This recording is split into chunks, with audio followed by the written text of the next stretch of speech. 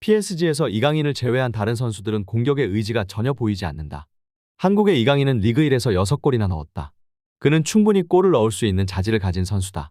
이강인은 매번 좋은 기회를 만들어낸다. 이번 시즌 이강인의 도움이 이전 시즌보다 적은 이유는 PSG에는 음바페처럼 마무리할 수 있는 선수가 없어서다. PSG 대 낭트와의 경기 후 해외 외신에서는 PSG의 선수들에게 강한 비판을 하였는데요.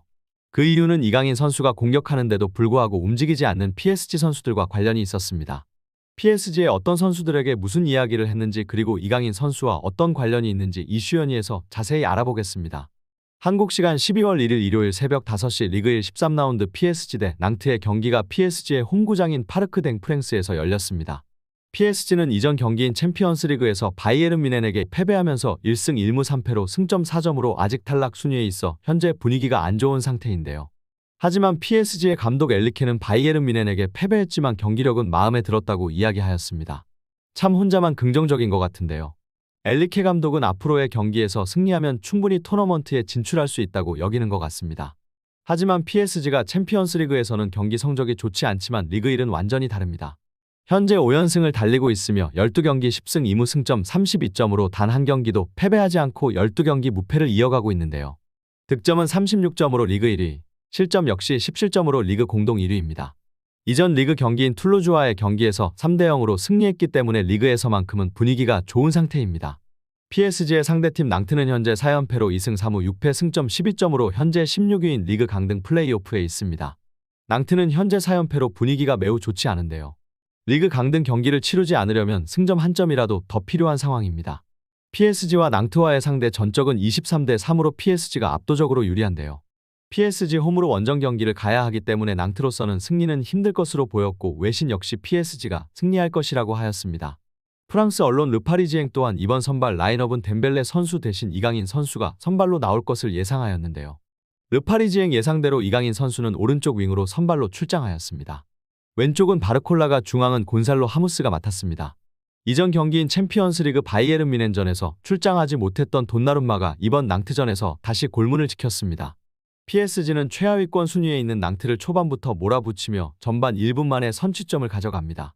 왼쪽에서 곤살로 하무스의 낮은 크로스를 하키미가 가볍게 오른발로 밀어 넣으면서 득점에 성공하는데요. 이강인 선수 역시 한 차례 좋은 찬스가 있었지만 아쉽게 골포스트바를 맞으면서 득점까지는 실패했습니다. 파비안 루이스의 패스를 달려가면서 받고 한 번의 터치 후 왼발로 슛을 하였는데요. 공은 왼쪽 골포스트바를 맞고 튕겨나왔습니다. 골키퍼가 반응이 늦을 정도로 빠른 박자의 슛이었지만 득점까지는 이어지지 않아 정말 아쉬운 장면이었는데요. 하지만 이강인 선수가 언제든지 골을 넣을 수 있다는 움직임을 보여준 장면이기도 했습니다. 현지 해설에서는 이강인 선수의 플레이를 다음과 같이 이야기하였습니다. 이강인이 쇼를 보여주었다. 한국의 이강인은 많은 수비 압박을 받고 있는 상황이었다. 페드로 치리베아와의 어깨 싸움에서 이기고 왼발 슈팅을 하였다 라며 이강인 선수의 슈팅 상황에 대해 이야기하였습니다. 이후 PSG는 전반 중반까지 계속해서 낭트의 골문을 두드리지만 득점에는 실패하였습니다. 낭트가 PSG에게 계속 밀리는 모습을 보였지만 전반 37분 역습으로 동점골을 만들어내는데요. 역습 상황에서 패스를 받은 에블린 선수가 파초를 제친 후에 왼발 슈팅으로 PSG의 골망을 갈랐습니다. 하지만 PSG는 실점 후 바로 이강인 선수가 반격의 찬스를 만들었는데요. 하무스의 침투 패스를 받고 달려가 드리블 후 중앙으로 패스를 하였는데 이강인의 패스를 받을 PSG 선수는 아무도 없었습니다. 누구든 이강인 선수의 패스를 받았으면 쉽게 골까지 연결되어 다시 한 점 앞서 나갈 수 있는 상황이었는데 아쉬운 장면이었습니다. 현지 해설에서는 PSG는 실점 후 즉각 반응했다. 이강인은 너무 이타적이었고 중앙에서 패스를 받는 선수가 없었다. 라며 이강인 선수의 이타적인 플레이에 대해 말하였는데요. 경기 후 외신에서도 해당 장면을 좀 더 자세히 분석 후 다음과 같이 이야기하였습니다. 하무스는 달려가는 이강인을 향해 패스를 하였다. 이강인은 수비수보다 먼저 앞에 서서 위치를 선점하고 팔로 막으면서 패스를 받을 준비를 한다. 그는 침투를 하면서 여유롭게 패스를 받았다. 이강인 주위에는 골키퍼 포함해 낭트 7명의 선수가 있었고 모두 이강인만 바라보고 있었다. 그는 자신에게 시선이 쏠렸기 때문에 슛보다는 패스를 선택하였다. 하지만 이강인의 패스를 받을 선수는 단 한 명도 없었다. 이강인이 달려갈 때 근처에 있던 누누 멘데스, 네베스, 바르콜라 그 누구도 페널티 라인 안쪽으로 달려가지 않았다. 곤살로 하무스는 달려갔지만 수비에 둘러싸였고 위치도 패스를 받을 수 있는 상황이 아니었다. 멘데스, 네베스, 바르콜라 그들은 이강인이 달려갈 때 지켜보기만 했다. 그들에게 오프 더 볼은 찾아볼 수 없었으며 공격의 의지조차 보이지 않았다. 한 명이라도 이강인의 패스를 받았다면 오늘 PSG는 승리했을 것이다. 이강인은 경기에서 많은 기회를 만들어낸다. 하지만 PSG에는 그걸 마무리할 만한 선수들이 없다.